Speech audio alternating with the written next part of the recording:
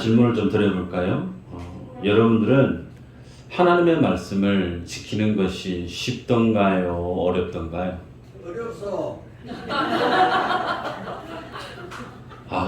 시원했어요. 얼마나 시원한지 몰라요. 그렇습니다. 하나님의 말씀을 지키는 것이 어렵습니다. 자, 이런 고백을 하시는 분들은 최소한 하나님의 말씀대로 한번 살아보겠다고 애를 쓰신 분들이죠. 예, 그 말씀대로 내가 한번 제대로 한번 살아봐야지. 예, 굳은 마음으로 의지를 불태우고 주님 앞에 애썼던 삶의 결과인데 경험을 해보니 하나님의 말씀 참 살아보기 어렵더라 깨닫게 됩니다. 그래서 말씀 앞에 서는 인생마다 다 똑같이 깨닫게 되어지는 진리 한 가지가 뭐냐면 내 힘으로 내 능력으로 하나님의 말씀을 지켜가는 것은 어렵다. 어려운 수준을 뛰어넘어서 불가능하다 라는 것을 우리가 공감하게 돼요. 예를 들면 내 원수를 사랑하라. 아멘인가요? 한 번도 안 나오잖아요. 네. 오른뺨 맞으면 왼뺨 한 편 때렸어. 너 일로 와. 감히 나를 때리다니. 여러분 하나님의 말씀 참 우리가 순종하기 어렵죠. 자, 그러면 여기에서 두 가지 케이스가 도출됩니다. 하나는 그래도 내가 하나님 말씀 지켜야 된다. 원수를 사랑하라고 했으니까 왜 또 내가 원수를 사랑하려고 애를 써야지.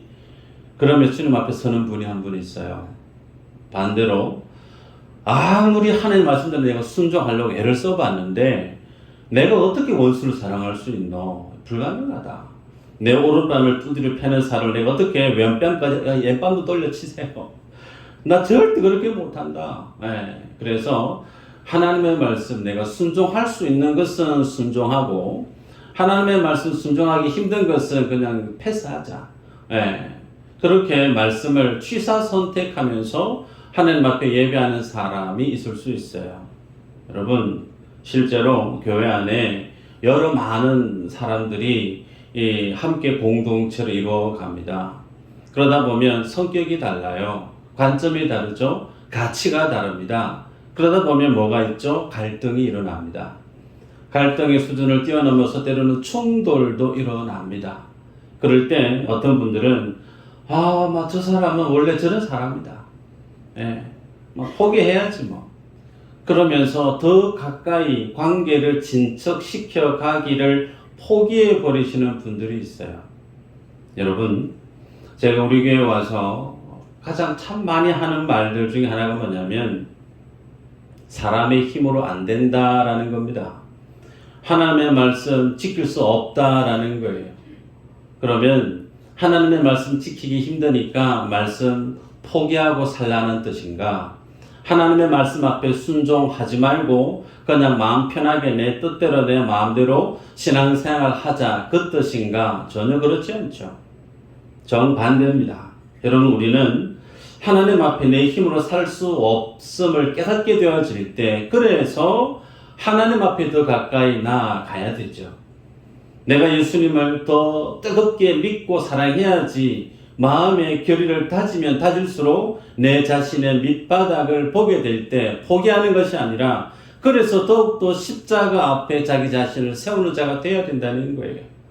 내 힘으로 내 능력으로 사랑할 마음도 용서할 마음도 믿을 수 있는 믿음의 열정도 전도한 내 자신의 본질적인 모습을 보게 되어질 때 그래서 우리는 십자가 앞에 무릎으로 빡빡 기면서 주님 앞에 더 나아가기를 힘써야 된다는 겁니다. 그래서 결국은 신앙생활은 내 힘으로 살아가는 것이 아니고 나의 불가능함을 나의 전적인 무능력함을 알게 되어질 때 그때 주님 앞에 믿음으로 간절함으로 뜨거운 가슴으로 주 앞에 서게 되어지면 비로소 하나님이 우리에게 믿을 수 있는 믿음의 확신도 주시고 아멘. 사랑할 수 있는 사랑의 큰 사랑의 은혜도 우리에게 주신다라는 거예요. 그래서 여러분 신앙생활은 그 본질이 내 힘으로 내 능력으로 한번 버텨보자가 아닙니다. 신앙생활의 본질은 하나님의 은혜에 내가 어떻게 붙들리는가 여기에 달려 있다는 겁니다. 오늘 읽었던 본문은 이스라엘 백성들이 이 믿음의 본질, 하나님의 은혜에 붙들려 살아야 됐음에도 불구하고 그 하나님의 은혜에 붙들리는 삶을 포기하고 잊어버리고 자신의 힘으로 능력으로 살아가기를 힘쓰다가 실패한 케이스를 오늘 본문 가운데 소개하고 있죠. 1절을 보면 여호와의 사자가 길갈에서부터 복음에 이르니 이르되 내가 너희를 애굽에서 올라오게 하여 너희 조상들에게 맹세한 땅으로 인도하였으며 내가 또 이르기를 내가 너희와 세운 언약을 영원히 어기지 아니하리라. 자, 여러분 여기에서 눈에 좀 특이한 표현 한 가지를 보면 여호와의 사자의 등장인데 길갈에서부터 복임에 이르러라고 표현하고 있어요. 그냥 우리가 볼 때 여호와의 사자가 왔다, 복임에 왔다 그렇게 표현해도 무방할 듯 싶던데 성경의 기자인 하나님은 여호와의 사자가 길갈에서부터 복임에 이르렀다. 그러면서 성경 독자들로 하여금 여호와의 사자가 길갈에서 왔음을 강조하고 그리고 그 길갈에 대해서 눈길을 주게 하고 있는 걸 보게 되죠. 자, 그러면 이스라엘 백성들에게 있어서 길갈, 그 길갈은 어떤 곳인가? 정말 중요한, 어쩌면 오늘 본문 메시지의 핵심이라 할 수 있습니다. 이스라엘 백성들에게 있어서의 길갈은 어떤 곳이었는가? 하나님의 은혜를 기억했던 장소, 그곳이 길갈입니다. 여러분, 길갈, 이스라엘 백성들이 출애굽을 하고 몸에 거두는 시기에 요단강을 건넙니다. 그 몸에 거두는 시기는 소위 요단강이 범람하는 시기인데 어떻게 건넜느냐? 제사장들이 하나님의 언약궤를 둘러매죠. 둘러맨 하나님의 제사장들이 그 언약궤를 메고 요단강에 발을 들여놓자 요단강 물이 뚝 끊어집니다. 그리고 강 중앙에 제사장들이 서 있게 되어지고 그 강물이 끊어진 그 사이를 이스라엘 백성들이 지나갑니다. 마치 홍해를 마른 땅으로 지나갔던 것처럼 그렇게 요단강을 이스라엘 백성들이 다 통과를 하죠. 이후에 하나님은 12지파를 명하시면서 제사장이 짊어지고 있는 언약궤를 짊어지고 있는 그들 발 주위에서 돌을 하나씩 취해서 길갈에 돌 무더기를 쌓아라 그렇게 명했습니다. 여기서 질문이에요. 왜 하나님이 길갈에다가 그 요단강에 있는 돌을 가져와서 돌무더기를 쌓으라고 했을까? 왜 그렇게 했을까요? 목사님이 하세요. 그 맞으시구나 지금. 후대들에게 질문을 던지기 위함이에요. 후대들. 그 후대들이 그 돌무더기를 보고 이 돌무더기가 무슨 의미가 있고 무슨 뜻이에요? 물었을 때 그 후대들에게 줄 수 있는 답을 주기 위해서 길갈에 가장 첫 번째 진을 쳤던 그곳에 돌을 쌓게 만들었습니다. 그들이 물었던 질문에 대한 답은 이스라엘 백성들이 요단강을 건널 수 있었던 이유는 여호와 하나님의 언약궤 때문에 그들이 우리의 조상들이 이 요단강을 건널 수 있었다라는 것을 전하라는 겁니다. 마치 그 모습은 이스라엘 백성들이 출애굽을 했던 것, 그들이 홍해를 건넜던 것, 그들이 광야에 40년이 넘는 시간들을 이겨냈던 것, 그 모든 과정들이 이스라엘의 능력이나 그들의 힘에 의한 것이 아니고 하나님의 전적인 은혜고 하나님의 능력에 의한 결과물임을 이스라엘 백성들이 알고 기억하고 그 내용을 후대들에게 알려주게 하기 위해서 길갈에 그 돌 무더기를 쌓게 만들었습니다. 여러분, 그래서 이스라엘은 오늘 이 길갈 하면 떠올릴 수 있는 것이 우리의 오늘은 하나님의 은혜에 의한 역사임을 깨닫게 하고 떠올리게 만드는 지명이 길갈이라는 거예요. 여러분, 우리 인생도 마찬가지 아닙니까? 맥주 감사 주일로 우리가 주님 앞에 예배를 드리지만 오늘 이날 이때까지 우리가 주님 앞에 예배의 삶을 살 수 있고 살아오게 만들어졌던 그 모든 근원적인 원동력이 어디에 있었는가? 내 힘으로, 내 노력으로, 내 수고로 살아온 것 물론 있습니다. 그러나 그 모든 것을 합력해서 오늘 우리의 삶을 만들어낸 것, 그 배후의 주인공은 누구죠? 하나님이시죠. 그 하나님의 은혜를 우리가 기억할 필요가 있다라는 겁니다. 여러분, 그래서 이 길갈에 이스라엘 백성들이 떠올리면 정말 무릎을 탁 치면서 정말 그때는 그랬지라고 말할 수 있는 특별한 사건 두 가지가 있습니다. 한 가지가 뭐냐면 할례입니다. 할례. 여러분, 이스라엘 백성들이 요단강을 건넜을 때에 요단강을 마른 땅으로 건넜다는 그 소식을 여리고성 사람들이 다 들었습니다. 다 듣고 난 이후에 여리고성 사람들의 마음이 간담이 다 녹아버렸단 말이죠. 자, 그러면서 길갈에 이스라엘 백성들이 진을 쳤습니다. 길갈과 그리고 여리고성 사이에 그 거리는 불과 2 내지 3km 정도밖에 되지 않습니다. 멀리서 보면 보이죠. 자, 그런 지척에 가까운 곳에 하나님이 뭘 명령하시느냐면 간담이 서느라고 모두가 여리고성 사람들이 사기가 땅에 뚝 떨어졌을 때 이제 돌격 앞으로 그러면 가장 전쟁하기에 최적의 시기가 그 타이밍이 바로 이 타이밍인데 하나님은 정반대의 말씀을 하십니다. 할례해라. 할례해라. 남자 성기의 표피를 잘라라. 여러분, 남자 성기의 표피를 자르는 그 할례를 행하게 되어지면 모든 이스라엘의 군사력이 어떻게 되죠? 무용지물이 됩니다. 그 시기에 여리고성 사람들이 성문을 열고 쳐들어오면 속수무책으로 당할 수밖에 없습니다. 그런데 그런 상황 가운데 하나님이 뻔히 아시는 주님이 할례를 명하셨다는 거죠. 그러면 왜 하나님은 그런 상황 가운데 이 할례라고 하는 것을 주님이 명하셨는가? 무엇을 이스라엘 백성들에게 가르치기를 원하셨기 때문에 그 중요한 타이밍에 돌격 앞으로가 아니고 할례를 명하셨는가? 전쟁은 너희의 것이 아니라는 거죠. 전쟁은 나의 힘과 나의 능력으로 이 가나안을 정복하게 될 것이다. 그래서 길갈은 어떤 곳이냐면 인간의 힘과 능력이 철저히 하나님 앞에서 부정당하는 장소. 내 힘으로 내 능력으로 뭔가를 읽으려고 하는 것이 아니고 그 길갈은 전적으로 하나님의 전능하신 하나님의 능력으로만 이루어지는 하나님의 일임을 그 전쟁에 대한 성격을 그렇게 주님이 선언하시고 규정하셨던 장소가 길갈입니다. 자, 그러면 그곳에서 할례를 명했더니 할례의 의미가 어떤 의미인가를 좀 더 확인해 볼 필요가 있죠. 말씀 한번 볼까요? 골로새서 2장 11절.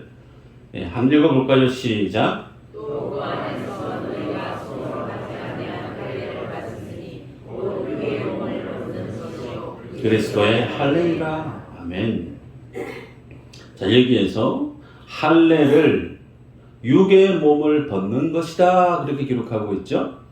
그러면 육의 몸은 또 어떤 것이고 그 육의 몸을 벗는 것은 또 어떤 의미인가 우리가 알아야 됩니다. 여러분, 이 할례 첫 번째 육에 대한 이 몸에 대한 이해가 할 필요가 있는데 창세기 6장에 가면 하나님의 아들들이 세상의 딸들을 보면서 다 자기의 그 아름다움 때문에 그 모든 여인들을 자기의 와이프로 취합니다. 그 모습을 본 하나님께서 하시는 말씀이 뭐냐면 그들이 육체가 됨이라. 육체가 됨이라. 그러면서 하나님의 영이 하나님의 아들들에게서 떠나버린다는 거예요. 그래서 육이라고 하는 이 성경의 개념은 하나님의 영이 사람과 함께 있지 아니하고 죄된 인생의 그 모습 때문에 하나님의 영이 떠나버리는 것. 그것이 육이라고 하는, 육체라고 하는 말의 개념인 말이죠. 그러면 그 육체, 하나님의 영이 떠나버린 그 육체가 몸을 벗는다라고 말의 의미는 뭔가? 하나님 떠나버린 그 육신의 죄된 모습을 죽이는 거죠. 그래서 할례 그리고 세례는 비슷한 의미로서 옛 사람의 모습을 끊어버리고 없애버리는 거. 그러면 그리스도와 상관없이, 하나님과 상관없이 살았던 나의 옛 사람의 생각, 태도, 혹은 내 어떤 삶의 목적, 이것을 다 포기해버리는 것이 육의 몸을 벗어버리는 것. 다시 말하면 하나님 안으로 들어가는 것. 소위 거듭남의 의미를 이렇게 표현하고 있는 겁니다. 여러분, 그래서 옛 사람을 죽여버리고 하나님의 은혜로 새롭게 거듭나는 것을 할례를 행하는 것 혹은 세례, 그렇게 성경은 표현하고 있습니다. 그래서 성경은 선언합니다. 누구든지 그리스도 예수 안에 있는 자는 하나님 앞에서 새로운 피조물이다. 어느 누구도 그를 정죄할 수 없다라고 얘기합니다. 내가 하나님 앞에 그러한 새로운 피조물이고 나의 옛사람이 죽어버리고 나는 이제 예수 안에서 새롭게 거듭난 하나님의 자녀임을 고백하는 하나님의 사람은 하나님의 은혜가 없이는 한순간도 나는 살 수 있는 존재가 아님을 깨달아 아는 자, 그들이 성도라는 겁니다. 그래서 길갈은 어떤 곳인가? 내가 하나님의 은혜로 새롭게 거듭난 곳, 이제 나는 하나님의 은혜가 없이는 살 수 없는 존재가 되었습니다라고 하는 자기 인식, 하나님 앞에 서 있는 자기 인식을 깨닫게 되어지고 그 믿음을 고백했던 장소, 그리고 그곳에서 유월절까지 주님의 명했고 그곳에서 할례를 행했고 유월절도 지키게 되어졌던 장소, 이스라엘 백성들에게 있어서는 결코 잊을 수 없는 지역이 길갈이었다는 겁니다. 여러분, 그렇게 은혜 앞에 섰던 인생들이 그 하나님의 은혜를 오늘 본문에서는 잊어버렸다는 거예요. 여러분, 하나님의 은혜를 잊어버리면 인생은 결국 자기 힘을 의지하게 돼요.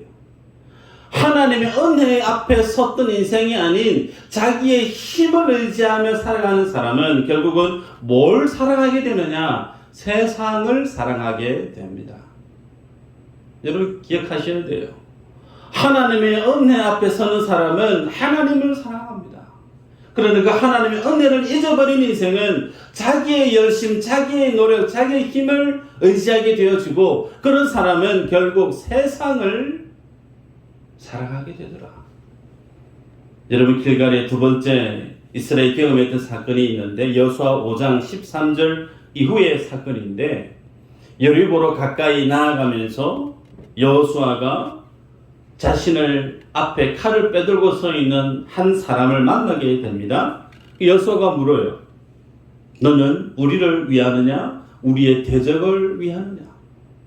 소위 지금 전쟁을 이제 앞두고 있는데 칼을 빼들고 있는 사람을 보니까 아니 우리 편이가 다른 편이고 누구 편이고 물었다라는 거예요. 자, 그러자 칼을 빼들었던 그 천사가 하는 말이 나는 너희의 편도 아니고 너희 주권 편이 아니다. 아니다. 나는 너희의 편도 아니고 너희의 주권 편도 아니고 나는 여호와의 대제사장 하나님의 군사 사령관으로 너희 앞에 왔다. 그렇게 말씀을 합니다. 이 말씀이 중요한데 여호수아는 질문을 당신은 우리 편이에요? 아니면 우리의 대적이에요? 물었는데 하나님의 사자가 하시는 말씀은 아니라고 했어요. 아니. 그 말의 의미는 나는 이스라엘의 편도 아니고 여리고 성의 편도 아니다. 나는 하나님의 군사 사령관으로 지금 와 있다. 여러분, 이 내용을 어떻게 우리가 이해할 수 있는가? 하나님은 우리 편이기 이전에 하나님은 너희가 내 편이 되어야 된다는 거예요. 이 전쟁의 주인이 이스라엘 혹은 여호수아 네가 아니고 이 전쟁의 주인은 나 여호와 하나님이기 때문에 전쟁의 중심이 여호수아도 아니고 이스라엘도 아닌 하나님이기 때문에 하나님 편에 네가 서라는 거예요. 그래서 하나님 편에 네가 서기 위해서는 그에게 뭘 명하죠? 내 신을 벗어라. 네가 선 곳은 거룩한 곳이다, 땅이다. 내 신을 벗어라. 여러분, 이 부분은 호렙산에서 하나님이 모세를 만났을 때도 똑같이 명하셨죠. 내 신을 벗어라. 신을 벗으라고 하는 말씀의 메시지는 하나님 앞에서 너의 신분이 종과 같다라는 것을 명하는 표현이죠. 종. 종의 정체성은 주인의 말에 따르면 되는 거예요. 주인의 말에. 종이 주인이 돼서는 안 된다는 겁니다. 종은 철저하게 주인의 말에 절대 순종하면 되는 거예요. 그래서 하나님은 여호수아를 만나서 내 신을 벗어라, 네가 서 있는 곳이 거룩한 곳이다 그러면서 나는 너희의 편이 아니야. 나는 여호와 하나님의 편인데 그러기에 너희가 하나님의 편에 서야 된다라고 말씀을 주십니다. 여러분, 우리들은 이 가나안의 전쟁의 실체를 성경이 어떻게 규정하고 있는가? 가나안 땅 정복에 관련된 이 전쟁의 실체는 하나님과 가나안 간의 전쟁이라는 거예요. 그 앞에 있는 이스라엘 백성들은 어떤 존재인가? 하나님의 말씀을 순종할 것인가 불순종할 것인가? 이 싸움이라는 거예요. 여러분, 그래서 우리가 이 진리를 기억하셔야 됩니다. 우리는 종종 하나님 앞에 기도할 때 하나님 제 편이 되어 주세요. 하나님 나의 계획을 주님 도와주십시오. 주님 내 가는 길을 주님 열어주십시오. 우리는 늘 나 중심의 신앙생활에 익숙해 있습니다. 그런데 성경은 하나님이 우리의 길을 열어주시는 분으로 나타나긴 하지만 본질적인 내용은 하나님은 우리의 길을 열어주시는 분이기 이전에 하나님은 우리를 부르시는 분이에요. 어떻게? 하나님의 길을 가게 하기 위해서, 하나님의 뜻을 이루게 하기 위해서, 하나님의 계획을 성취하게 하기 위해서 너 이리 오너라. 너희의 길과 너희의 뜻과 너희의 계획이 있어서 주님 나를 부르는 게 아니고 나의 뜻이 있고 나의 계획이 있는데 너 이리 오너라. 하나님은 우리의 주인이라는 거예요. 하나님은 우리의 창조주시고 우리의 주인이시기 때문에 우리가 원하는 대로 주님을 도움을 구하는 것이 아니고 성경은 하나님 중심의 믿음의 삶을 제시하고 있다는 겁니다. 오늘 나의 믿음의 패턴, 오늘 나의 믿음의 자세, 이 성경의 진리 앞에서 어느 정도로 부합되고 있는지를 스스로 점검해 볼 필요가 있겠죠. 그런 가운데 오늘 본문에 복임에 서 있는 이스라엘 백성들 사사기 2장 2절 한번 읽어볼까요? 사사기 2장 2절 읽어보십시다. 시작.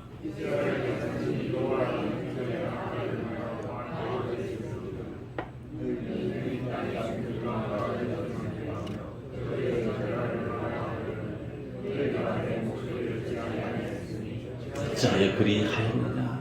너희가 내 목소리를 듣지 아니하였으니.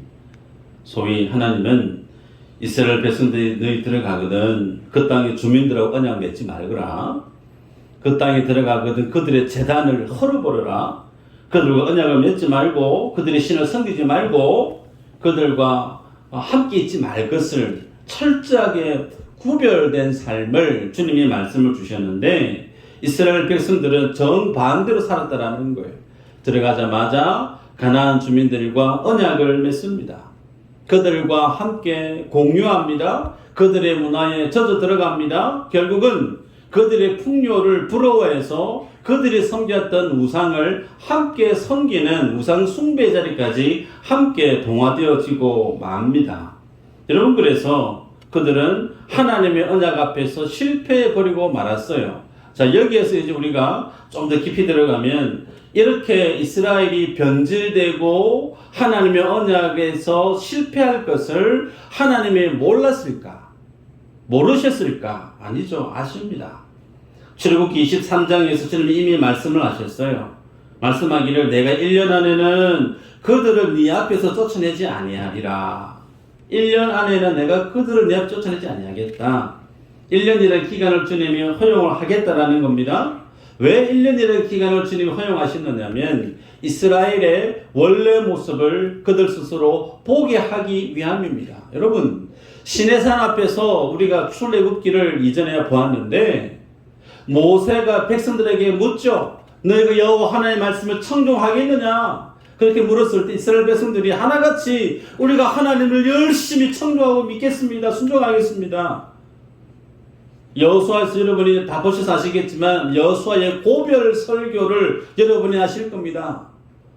오늘날 너희의 섬길 자를 택해라. 나는 나와 내 집은 여호와 하나님만을 섬기겠다 그랬을 때 이스라엘 백성들 동일하게 우리도 하나님 섬길게요 그렇게 얘기했어요. 호언장담했습니다. 그런데 그렇게 하나님을 내가 섬기겠다 고백했던 그들의 고백이 무색할 정도로 오늘 본문에서는 철저하게 하나님 앞에서 무너져버리고 있는 이스라엘의 모습을 성경은 폭로하고 있어요. 중요한 것은 이스라엘의 이러한 모습이 실제 누구의 모습과 같은가? 나의 모습과 다르지 않다라는 겁니다. 우리도 찬양 중에 기도 중에 하나님 사랑합니다 고백을 합니다. 수없이 고백을 하죠. 그런데 그 고백하면서 세상에 대한 인정을 우리가 별거 아닌 것처럼 무시하고 포기하며 사는가? 그렇지 않습니다.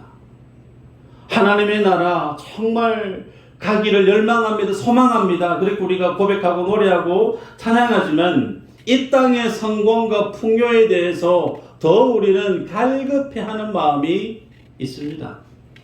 내가 주님의 뜻대로 살겠습니다. 눈물 범벅되어지며 고백을 할 수 있는데 우리의 실제 삶에는 내 뜻이 내 계획이 무너져 버릴 때 여지없이 우리들은 흔들리고 낭망하는 자리에 주저앉고 맙니다.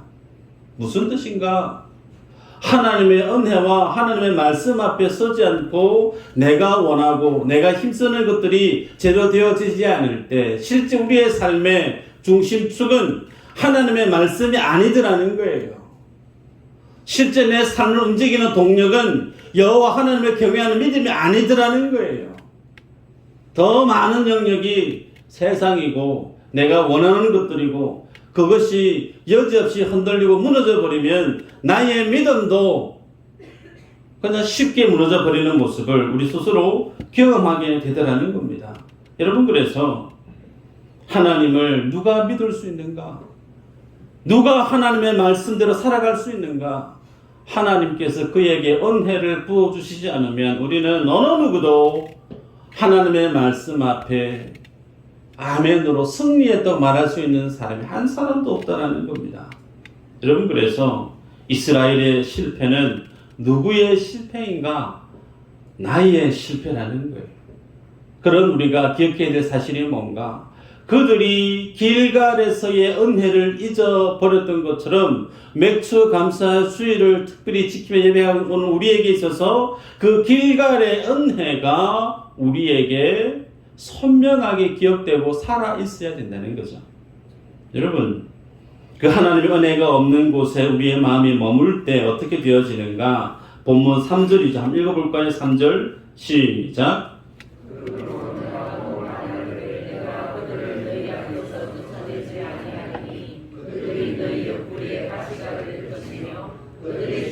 너희에게 올무가 되리라. 아멘. 여기 보면요, 여기까지 보십니다. 성경에 옆구리에 가시가 될 것이다 라는 표현이 있어요. 그죠? 그런데 성경 원문에는 가시라고 하는 말이 없습니다. 문자적으로. 그래서 이걸 그대로 직역을 하면 그들이 너희의 곁에 머무를 것이다, 그 뜻입니다. 그들이 너희 곁에 머무를 것이다. 핵심은 그겁니다. 이스라엘이 제거하지 않은 죄, 그 죄가 처음에는 별거 아닌 것처럼 보였을지 모르나 결국은 너희들이 정리하지 않고 제거하지 않은 그 죄가 결국은 너희를 지배 그리고 괴롭게 하게 될 것이다, 그렇게 말씀하고 있어요. 처음에는 세상과 섞여서 사는 것이 괜찮아 보일 수 있습니다. 조금은 욕심을 내고 조금은 다른 사람 미워하고 조금은 정직하지 않게 사는 것이 크게 대수롭지 않게 여겨질 수도 있을 거예요.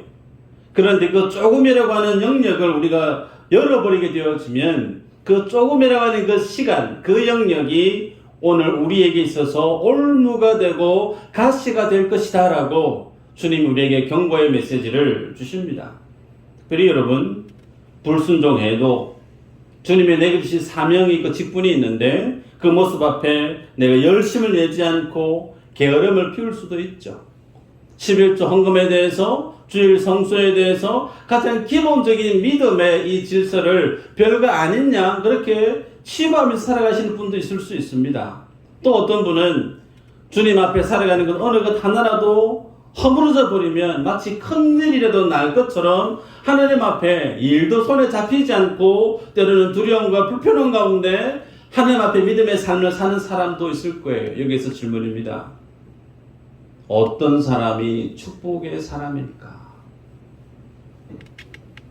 믿음대로 살지 아니해도 전혀 위기감이나 두려움이 없이 살아가는 사람, 혹은 작은 것 하나에도 주님 앞에서 허물어져 버렸을 때 그 모습 앞에서 자신을 주님 앞에 책망하고 무너져 내리는 모습 앞에 위기감을 느끼고 주님 앞에 자신을 경책하며 살아가는 사람, 어떤 사람이 축복의 사람일까? 후자겠죠. 후자입니다.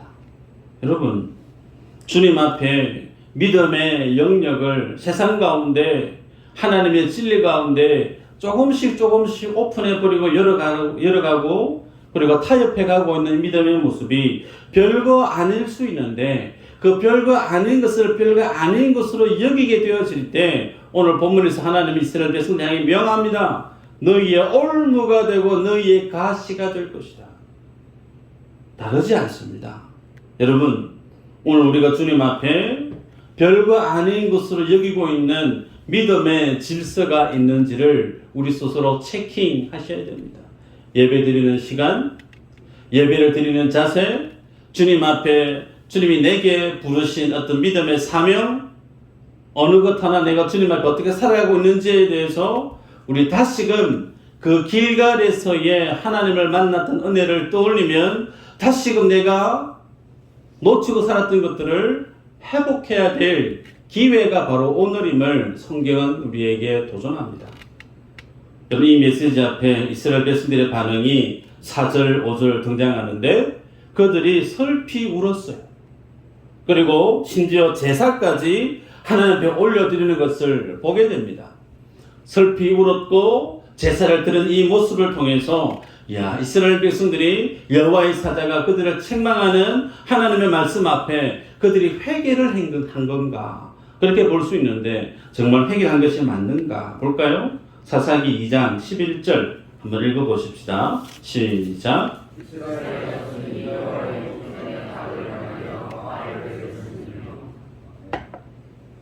얼마 지나지 않았어요. 그런데 그들이 다시 우상 앞에 절하고 있는 이스라엘 백성들을 봅니다. 그럼 여기에서 이제 정리가 되겠죠? 복임에서 그들이 울었어요. 하나님 앞에 제사를 드렸단 말이에요. 그 행위가 회개에 해당되는 모습인가? 그렇지 않더라는 겁니다. 단지 하나님께서 자신들을 징계하고 자신들의 어떤 평안이나 어떤 세상의 번영이나 이런 것들을 이제 더 이상 누리지 못하게 될까? 자신의 신변의 처지의 위기감 때문에 그렇게 두려워서 울었던 눈물임을 우리가 짐작할 수가 있습니다. 그리고 이 모습이 누구의 모습과 오버랩되어지는가? 다름 아닌 나의 모습과도 다르지 않더라라는 겁니다. 여쭤볼까요? 하나님 앞에 올바른 회개의 열매를 여러분 맺고 살아가고 계시나요? 성경은요, 우리에 대해서 자존심 상할 정도로 우리는 회개할 수조차 없는 인생이라 선언합니다. 회개의 열매조차 내 스스로 맺을 수 있는 능력이 없는 존재라고 성경은 그렇게 선언한다는 거예요. 그래서 결단하는데 넘어집니다. 눈물을 주룩주룩 흘리는데 자고 일어나면 또 죄를 짓는 자신을 보게 됩니다. 다짐을 몇 번이고 하는데 또다시 무너집니다. 그런 어떤 일상의 무한 반복 같은 다람쥐 쳇바퀴 같은 인생의 연약함을 우리 스스로 내 삶을 통해 목도하고 있지 않습니까? 근데 이 삶을 누가 또 살았느냐? 사도 바울도 그렇게 살았어요. 사도 바울이 자신의 삶을 어떻게 고백하고 있느냐? 로마서 7장 24절에 그렇게 얘기합니다. 오호라 나는 공고한 사람이로다. 이 사망의 몸에서 누가 나를 건져내랴. 여러분, 사도 바울이 구원받지 않은 사람인가요? 아니에요. 사도 바울 예수님의 구원 은혜를 경험한 사람 아닙니까? 삼천천까지 경험했던 놀라운 하나님의 쓰임받았던 귀한 믿음의 사도가 사도 바울인데, 그런 사도 바울조차도 자신의 모습을 어떻게 보고 있느냐면, 이 사망의 몸에서 누가 나를 건져낼까? 자고 일어나면 자기 안에 있는 죄를 보게 되는 거예요. 회개를 하고 돌아서면 또다시 죄를 범하는 자신의 참담한 모습을 보면서 자신을 공고한 사람이다. 이 사망의 몸에서 누가 나를 건져낼 수 있을까? 여러분, 믿음이 깊어지면 깊어질수록 그 사람은 뭘 선명해 보느냐? 자신의 허물을 더 크게 볼 줄 압니다. 상대방에 있는, 눈에 있는 티끌을 보는 게 아니고 내 안에 있는 들보가 얼마나 큰지를 점차 보게 되더라는 거예요. 성도는 주님 앞에 성숙해 가면 성숙해 갈수록 겸손해지고 점점 더 십자가를 붙드는 삶으로 살아가게 되고, 그 믿음의 연수가 더해지면 더해질수록 예수님 없이는 난 더 이상 살 수 없음을 고백하는 자리까지, 주님 앞에 예배 없이는, 기도 없이는, 주님 앞에 내 삶을 드리는 이 믿음의 신앙 행위 없이는 나는 살아갈 수 있는 능력이 없음을 스스로 인정하고 고백하는 그 믿음의 자리까지 가면 갈수록 나의 허물과 나의 죄악을 보게 되더라는 겁니다. 여러분, 그래서 성도는 복임이라고 하는 그 자리에서 울 수밖에 없어요. 울 수밖에 없어요. 내 허물 때문에, 내 연약함 때문에, 내 실수 때문에, 나의 모자람 때문에 펑펑 우는 자가 바로 복임에서 하나님의 은혜를 아는 자가 우는 그 믿음, 울음의 자리죠. 그런데 감사한 것이요, 사도 바울이 로마서 7장 24절에서 내가 공고한 사람이다. 누가 나를 이 몸에서 건져낼 수 있을까? 절망에 넋두리를 토해내는데 그것을 끝나느냐? 아닙니다. 그 다음에 바울이 얘기합니다. 우리 주 예수 그리스도로 말미암아 하나님께 감사하리로다. 우리 주 예수 그리스도로 하나님께 감사하리로다. 여러분, 나는 넘어져요. 그런데 주님은 우리를 일으켜 세우십니다. 아멘. 나는 눈물로 주님 앞에 울부짖는 인생인데 그 눈물조차 우리를 구원하게 하지 못하고 내가 열심히 결단의 삶을 살아가는데 그 결단이 우리를 붙들지 못하지만 예수 그리스도의 십자가의 그 은혜는 누구든지 주님 앞에 나와 무릎 꿇는 자에게 하나님은 소생할 수 있는 힘과 은혜를 부어주시더라. 그래서 십자가는, 예수 그리스도는 우리의 영원한 소망인 거예요. 이런 말씀을 맺는데요, 질문입니다. 오늘 내가 서 있는 자리가 여러분 길가리에요, 복임이? 길가리에요, 복임이?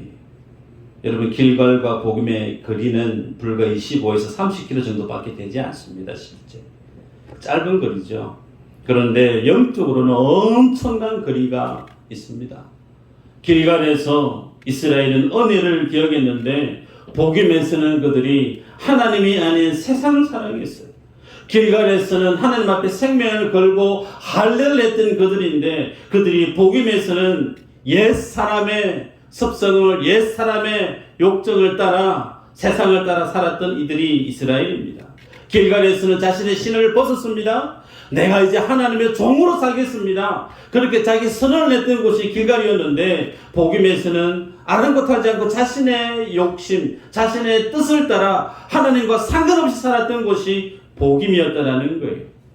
여러분, 그럼에도 복임에 있었던 그 이스라엘 백성들을 하나님이 내치시고 포기했느냐? 그러지 아니했습니다.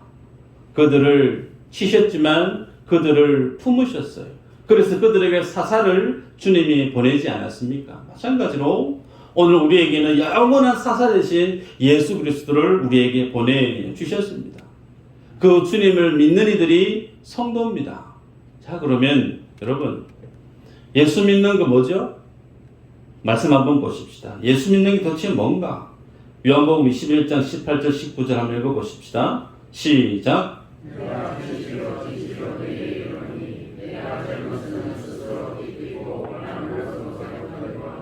늙어서는 내 팔을 벌리리니 남이 내게 삐띄우고 원하지 아니하는 곳으로 데려가리라. 이 말씀을 하시면 베드로가 어떠한 죽음으로 하나님께 영광을 돌릴 것을 가리키심이로라. 이 말씀을 하시고 베드로에게 이르시되 나를 따르라 하시니. 아멘. 부활하시고 베드로에게 찾아와서 베드로가 어떻게 앞으로 살 것인지에 대해서 하신 말씀 중에 한 대목인데, 베드로가 네가 원하는 대로 가지 않고 네가 원하지 아니하는 곳으로 네가 살아가게 될 것이다. 그 말의 의미는 베드로가 살고 싶은 삶이 있는데 억지로 막 끌려가는 삶을 사는 것이 아닙니다. 성령이 임하게 되어지면, 내 뜻은 이거였지만 성령이 나로 하여금 하나님이 원하시는 사람으로, 그 삶의 모습으로 이끌어가게 되더라는 거예요. 여러분, 예수 믿는 것은 우리가 앞서도 보았지만 하나님 뜻대로 사는 거예요. 내 뜻을 세워놓고 하나님 도와주세요가 아니고, 하나님의 뜻이 무엇인지를 알고 그 주님 앞에 무릎 꿇고 그 주님과 동행하기를 절기하는 사람이 예수 잘 믿는 믿음의 본질적인 모습이라는 겁니다. 그래서 하나님이 내 편이 아니에요. 내가 하나님 편인 거예요. 이 믿음의 자리를 여러분이 꼭 기억하실 필요가 있습니다. 길갈의 은혜를 기억하십시다. 길갈의 은혜를. 그곳에서 주님을 만났던 나의 길갈을 여러분이 꼭 회복하시기를 바랍니다. 그 주님과 함께 영원히 승리하는 믿음의 주인공들 되시기를 주의 이름으로 축복합니다.